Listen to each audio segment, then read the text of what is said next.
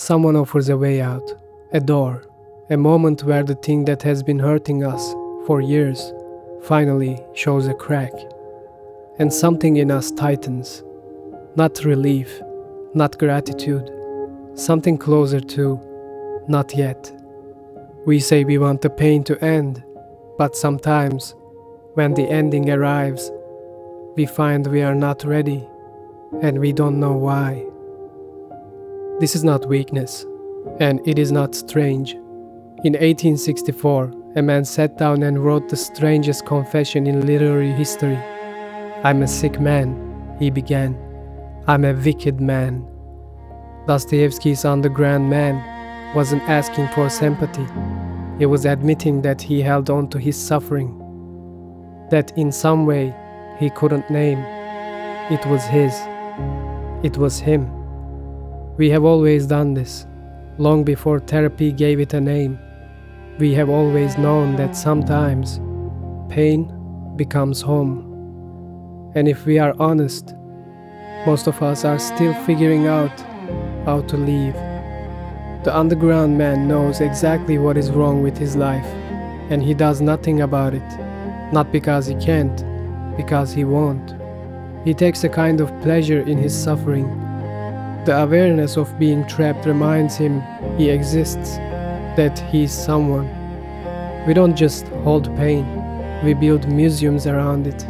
We walk through the halls of our own memory, pointing at the shattered glass, saying, "This is who I am. This is what made me." And eventually, we forget we are the ones who built the walls. Why would anyone protect the very thing that's destroying them? Because pain doesn't arrive as pain, it arrives as structure. The wound becomes the map, and here is the cruelest part. The hurt is loyal, joy is fleeting, love can leave, but the hurt stays. And we look at that constancy quietly and call it love. Pain isn't held because we are broken. It's held because it became the only loyal thing we knew. But sometimes, what we are protecting isn't identity, it's someone. In 1960, C.S. Lewis lost his wife to cancer.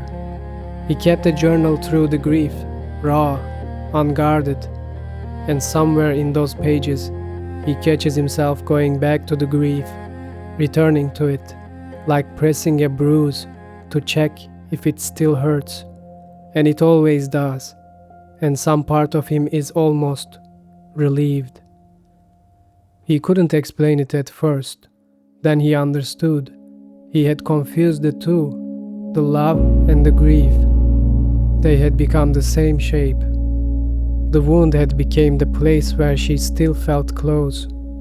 To let the grief ease felt like losing her a second time. What happens when the pain becomes the last place someone we love still lives? We don't hold on to pain because we want to suffer. We hold on to it because inside the wound, something precious is still breathing. A person we lost, a version of ourselves that never got the chance. The grief is the last form of the love, and we are terrified that if the grief goes, the love goes with it. We protect the pain because inside it, something we can't bear to lose is still alive. A psychiatrist named Bessel Kolk spent his life sitting with people who had survived the unsurvivable, and he noticed something that should have been obvious, but wasn't. The nervous system doesn't know the difference between familiar and safe. Familiar feels safe, even when it keeps hurting us. A child who grows up in chaos learns that chaos is what home feels like. When things go quiet, something in them braces. Peace starts to feel like the moment before impact, and this doesn't stay in childhood. By staying wounded, we create a silent contact with ourselves. If we remain in recovery, we are somehow exempt from the terrifying expectations of being whole. A whole person has to try, has to risk failure, has to be seen, not just for what happened to them. We would rather be miserable and certain than healed and lost. I don't say this from outside. I have sat in that certainty too. It feels like solid ground. It isn't. A cage is still a cage, even if we are the one who locked the door. Sometimes we hold on to pain not because of wiring, but because of meaning. Viktor Frankl survived Auschwitz. He lost his wife, his parents, his manuscript. He watched people give up and die, not always from the conditions, but from the loss of any reason to go on. The ones who endured longest were not the physically strongest. They were the ones who had found something to carry their suffering toward. Frankl didn't say, "Get rid of the suffering." He said, "Give it a direction." After liberation, he couldn't put these years of loss down. He needed them. His grief had become the lens through which he understood everything. But the pain was in his hands, not on his back. The underground man's pain pointed only inward. He was very busy and going nowhere. The question isn't whether to carry pain, it's whether the pain is carrying us. 8 centuries before Frankl, Rumi wrote something that sounds almost too simple. This human being is a guest house. Every morning a new arrival, a joy, a depression, a meanness. Welcome and entertain them all. Rumi wasn't saying love your pain. He was saying something harder. Receive it. Let it enter. Learn what it came to teach. And then let it walk out the door. We are the house. The pain is the guest. And guests, even the ones who stay too long, are not the walls. They are not the foundation. They are not us. We are not the tragedy. We are the vessel that carried it.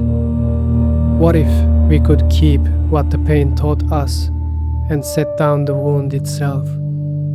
We are not being asked to become people who were never hurt. We are being asked something smaller and harder. To notice, just notice, the moments when pain is no longer teaching us anything new, when it is only confirming what we already believe, when it keeps us company in the dark not because we need it, but because we have forgotten we can turn on the light. This isn't a single decision, it is a slow turning. Frankl didn't put down his grief the day he walked out of the camp. Lewis didn't stop loving his wife when the grief finally softened. Rumi didn't say close the door. He said, know that you are not the guest. The path isn't away from what hurt us. It's through it, until we come out the other side, still holding the lesson, but no longer living inside the wound. That's the difference. Not the absence of pain, just who's in charge. Someone offers a way out. Something in us still tightens. That's okay. We are not past it either. But now we know what that tightening is. And we are here, still on the road, together.